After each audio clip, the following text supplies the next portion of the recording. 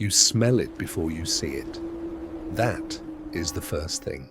Before the light, before the noise, before anything your eyes can process, the smell of medieval London reaches you like a physical object. Wood smoke and river mud and animal dung and something beneath all of that, something organic and ancient and deeply human. You are standing at the southern end of London Bridge in the year 1300. It is louder, it is more colourful, it is more alive. Welcome to the greatest city in medieval England. Try not to look down. In the year 1300, London is home to somewhere between 80 and 100,000 people, the largest city in England by a distance so vast that the second largest city, York, would fit inside London's walls with room to spare, its ancient Roman walls still standing after 1,000 years, enclosing a dense, chaotic, extraordinary square mile of human civilization.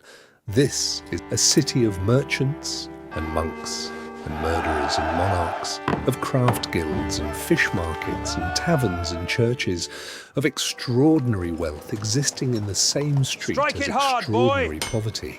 The city does not wait for sunrise. London Bridge is already moving. The bridge is not merely a crossing, it is a street, a neighbourhood, a city within the city.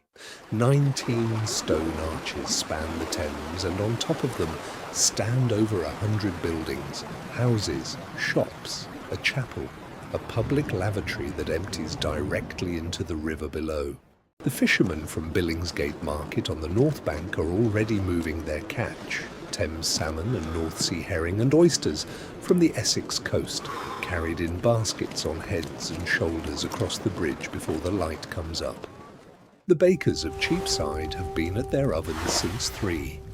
The slaughterhouses of East Cheap have been working since midnight. By the time the sun rises over the spire of St. Paul's Cathedral, the tallest building in England, its lead-covered spire visible from 20 miles away, the city has already been awake for hours and is moving at full speed.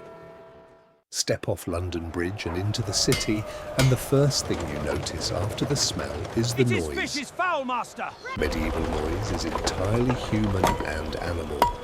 It is the sound of hundreds of iron-shod cartwheels on stone sets.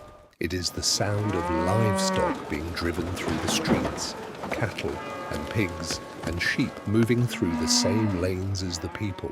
It is the sound of craftsmen at work, the hammer of the blacksmith, the saw of the carpenter, the rhythmic thump of the fuller beating cloth.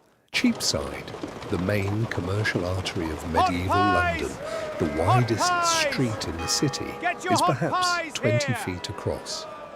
Some of the alleys between buildings are narrow enough that a broad-shouldered man cannot pass through without turning sideways. The city has regulations about this, has had regulations about this for 100 years, and the regulations are ignored with the cheerful consistency of a population that has more immediate concerns than civic sanitation. Walk carefully. The centre of each lane has a channel cut into the stone, the Kennel, down which the waste of the city is supposed to flow toward the Thames. By 9 in the morning, Cheapside is the most extraordinary place in England. The street is lined on both sides with permanent shops, their fronts open to the lane, the shopkeeper standing at the counter with his goods displayed on a board that folds down from the window, the goldsmiths cluster near the West End, their shops glittering with worked metal that catches the winter light. The cloth merchants display their bolts of wool and linen and, for those who can afford it, silk brought at enormous expense from Italy through the Venetian merchants who have their own district near the river. The spice sellers operate from small enclosed stalls because the spices they carry, pepper, cinnamon, cloves, nutmeg, are worth more by weight than silver.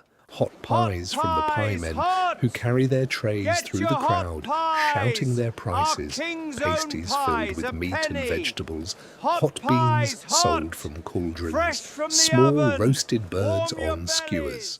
The noise of Cheapside at 9 in the morning is the noise of commerce conducted entirely by voice. No advertisements, no signs that most people can read, every price negotiated individually. The bells of St. Mary le Bow are important. To be a true Cockney, a true Londoner, you must be born within the sound of Bow bells. At noon on most market days there is a public execution at the Elms in Smithfield or at the Standard in Cheapside, a gallows erected in the middle of the commercial district. The crowd that gathers is large and not entirely solemn. Execution in medieval London is a public event in the fullest sense, attended, discussed, and occasionally interrupted. The crimes that bring men and women to the Standard in Cheapside range from murder to theft of goods above 12 pence in value. The ward constables, unpaid local men serving a rotating civic duty they mostly resent, are the only law enforcement in a city of 100,000 people. After curfew, which the church bells announce at dusk, the city gates are locked and the streets are legally required to be empty. They are not empty. The taverns of Southwark are where London goes when London is not supposed to be going anywhere. The bear-baiting pits, the brothels, the gambling. As the light fails, and in January it fails early and completely, the city changes its character. The market stalls fold up, the shutters go down on the shop fronts, the livestock that has been moving through the streets all day is penned for the night. Medieval London has more taverns per head of population than almost any city in the medieval world. One estimate puts the ratio at 1 tavern for every 12 adult males in the city.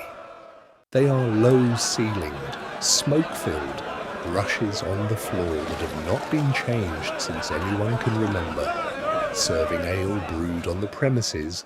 The ale, even weak ale, even bad ale, is fermented and therefore safer than the water. In the tavern tonight, there is music, a rebec player in the corner, the medieval fiddle's thin sound, cutting through the noise of 50 people in a room built for 20. And somewhere in the city tonight, in one of the parish churches, the Vespers is being sung. The voices rising in the cold stone interior, the candles burning against the early dark. The bells mark the end of the day, the way they marked its beginning. Medieval London in 1300 will be gone within 50 years. The population that fills these streets tonight will be reduced by somewhere between 1/3 and 1/2 within 2 generations. The Black Death arrives in London in the autumn of 1348. It kills perhaps 30,000 people in a city of 100,000.